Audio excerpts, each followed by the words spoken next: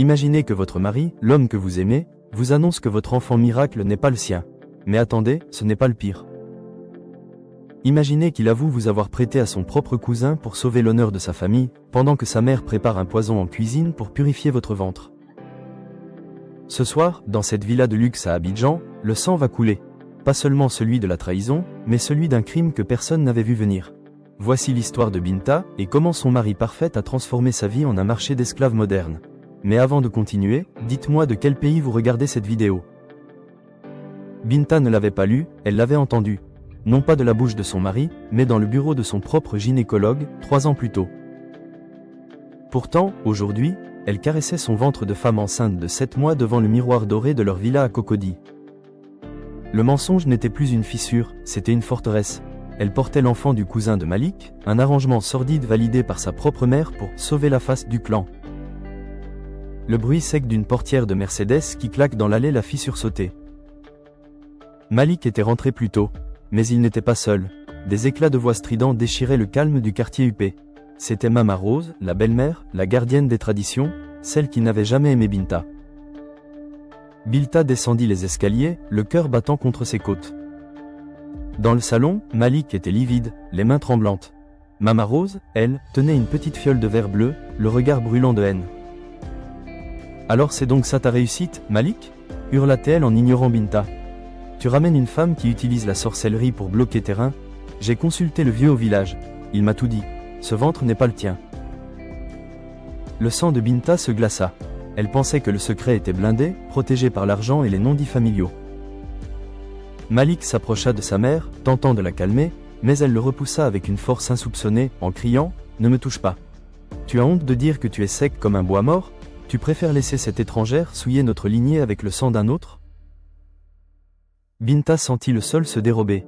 Elle regarda Malik, espérant un soutien, une défense, n'importe quoi. Mais Malik baissa les yeux. La honte de son impuissance, révélée devant sa mère, le transformait en petit garçon terrorisé. Le silence de Malik était une sentence de mort sociale pour Binta. « Puisque tu ne veux pas agir, je vais laver cet affront moi-même, » reprit Mama Rose d'un ton soudainement glacial. Elle ouvrit la fiole bleue. Si c'est le fils d'un ancêtre, il survivra à cette eau. Si c'est le fruit du péché, la terre reprendra ce qui lui appartient ce soir. Elle s'avança vers Binta, saisissant son poignet avec une poigne de fer. Malik ne bougeait toujours pas. Il regardait le plafond, comme pour s'extraire de la réalité.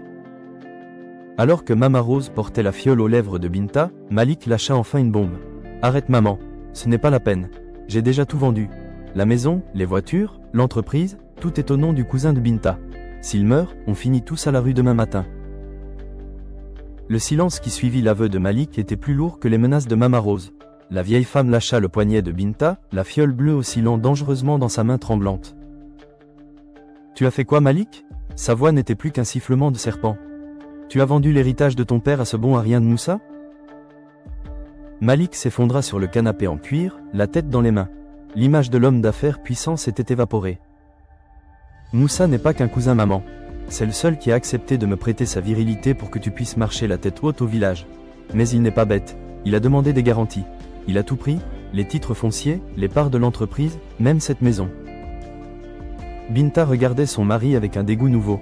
Elle n'était plus une épouse, elle était une marchandise échangée entre deux hommes pour sauver un orgueil de façade. Mais une question la brûlait. Si Moussa possédait tout, il ne les avait pas encore jetés dehors. Pourquoi ? Soudain, le téléphone de Malik vibra sur la table basse. Un message WhatsApp. Binta fut plus rapide que lui. Elle s'empara du téléphone. Le message venait de Moussa. J'ai vu la vieille arriver. Si elle touche à un cheveu de la mère de mon fils, je publie la vidéo de notre accord sur Facebook. Tout Abidjan saura que le grand Malik est un eunuque.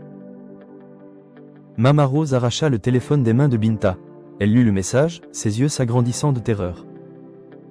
Pour une femme dont toute l'existence reposait sur le « que diront les gens ?» c'était la mort sociale absolue. On ne peut pas le laisser faire, murmura Mama Rose, son ton changeant radicalement. Elle rangea la fiole de poison dans son boubou. Malik, lève-toi. On ne pleure pas sur du lait renversé. Si Moussa a les papiers, il faut qu'ils disparaissent avant de pouvoir les utiliser. Binta recula d'un pas, horrifiée. Vous parlez de quoi, là ? C'est mon cousin. C'est le père de l'enfant que je porte. Mama Rose se tourna vers elle, un sourire glacial aux lèvres. Ce n'est plus un cousin, ma fille, c'est un maître chanteur. Et dans cette famille, on ne négocie pas avec les valets. Malik appelle. Dis-lui qu'on accepte ses conditions. Dis-lui de venir ici ce soir, pour signer l'acte de transfert définitif. Malik prit le téléphone, mais au lieu d'appeler Moussa, il composa un numéro d'urgence. Allô, la police? Je veux signaler un cambriolage en cours à Cocody, l'intrus est armé. Il raccrocha et regarda Binta. S'il meurt pendant le cambriolage, les contrats qu'il m'a forcé à signer deviennent caducs. Et toi, Binta, tu vas témoigner qu'il a tenté de te violer. La nuit était tombée sur Cocody, mais les projecteurs de la villa éclairaient la cour comme un stade de football. Moussa arriva 30 minutes plus tard, sûr de lui, vêtu d'un boubou en basin riche qui contrastait avec sa situation de précarité habituelle. Il ne se doutait pas que derrière les rideaux du premier étage, la police attendait le signal de Malik. Binta était enfermée dans la cuisine, le souffle court. Elle tenait un couteau à pain, non pas pour cuisiner, mais parce qu'elle ne savait plus qui était l'ennemi. Son mari? Sa belle-mère? Son cousin? Moussa entra dans le salon, un large sourire aux lèvres. Alors cousin, on a enfin compris que le sang coûte cher? Malik lui tendit un verre de whisky, la main parfaitement stable. On a compris Moussa, signe ses documents et on oublie tout. Tu repars avec les titres de propriété et on garde le secret. Moussa s'installa confortablement, sortit un stylo de sa poche, mais s'arrêta net. Il renifla l'air. Ça sent bizarre ici, comme de la poudre. C'est à ce moment-là que Mama Rose sortit de l'ombre, non pas avec des documents, mais avec une liasse de billets qu'elle jeta aux pieds de Moussa. Prends ça et fuis, petit idiot. Malik a appelé la police. Ils sont dans le jardin. Il veut te tuer et faire passer ça pour un cambriolage. Malik hurla de rage. Maman, qu'est-ce que tu fais? Mama Rose ignora son fils. Je protège la lignée. Si Moussa meurt ici, la police fouillera sa vie. Ils trouveront les tests ADN, ils trouveront tout.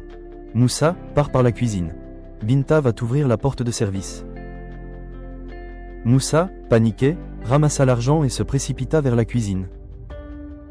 Binta le vit débouler, les yeux exorbités. Binta ouvre, vite, mais Binta ne bougea pas. Elle regardait Moussa, puis Malik qui arrivait derrière lui, puis Mama Rose. Elle réalisa que tout ce beau monde ne pensait qu'à ses propres intérêts. Personne ne pensait à l'enfant. Si tu sors par là, Moussa, tu seras un fugitif toute ta vie, dit Binta d'une voix étrangement calme. Et si tu restes, Malik te fera tuer. Ouvre cette porte, sale petite. Moussa leva la main pour la frapper. Un coup de feu retentit, mais il ne venait pas du jardin, il venait de l'entrée de la maison. La porte principale vola en éclats. Ce n'était pas la police. C'était Sarah, la meilleure amie de Binta, une arme au poing et un dossier médical à la main. Personne ne sort d'ici tant qu'on n'a pas parlé du vrai père de cet enfant. Le chaos s'installa dans le salon. Malik, Mama Rose et Moussa restèrent pétrifiés face au canon du pistolet de Sarah.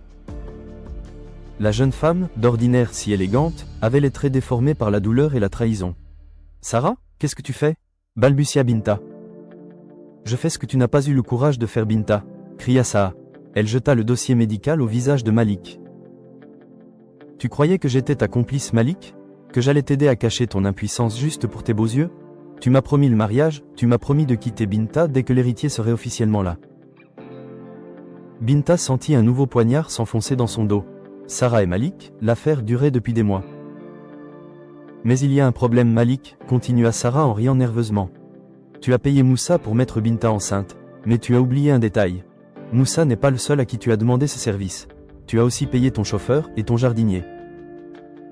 Tu étais tellement désespéré d'avoir un enfant, n'importe lequel, que tu as transformé ta femme en terrain de jeu sans qu'elle le sache. » Binta s'effronda au sol, ses mains protégeant son ventre. Elle avait été droguée. Elle comprit enfin ces matins où elle se réveillait avec une migraine atroce et des courbatures inexpliquées.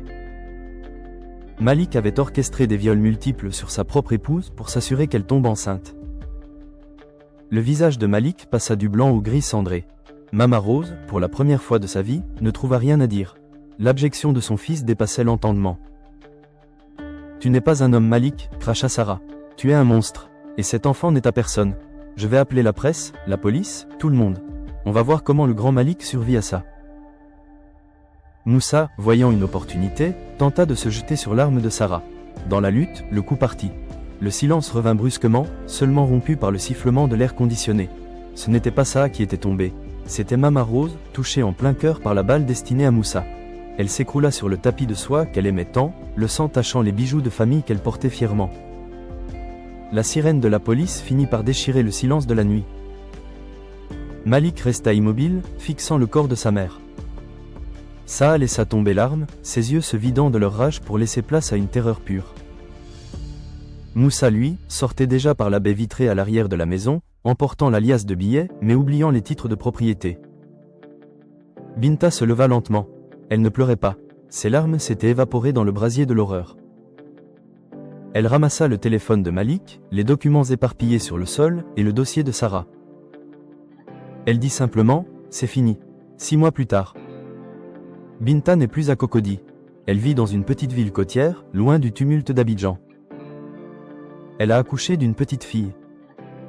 Elle n'a jamais fait de test ADN, elle ne veut pas savoir qui est le géniteur, car pour elle, cet enfant n'appartient à aucun clan, à aucune lignée maudite. Elle est sa propre lignée. Malik est en prison, non seulement pour complicité de meurtre, mais pour une série d'abus qui ont défrayé la chronique. Sarah purge également une peine. La villa de Cocody a été saisie. Binta travaille aujourd'hui dans une association qui aide les femmes victimes de violences conjugales et de pression familiale. Elle utilise son histoire pour briser le silence. La famille n'est pas une excuse pour l'inhumanité. Le sang ne justifie pas le mensonge, et le prestige ne vaut pas le sacrifice de son âme. Parfois, pour naître vraiment, il faut accepter que tout ce qu'on croyait être notre fondation soit réduit en cendres. Le silence tue plus que le poison. Si vous vivez dans une prison dorée bâtie sur des mensonges, aurez-vous le courage de Binta pour tout briser et recommencer? Dites-le moi en commentaire. Likez et partagez cette vidéo pour briser le tabou des violences invisibles.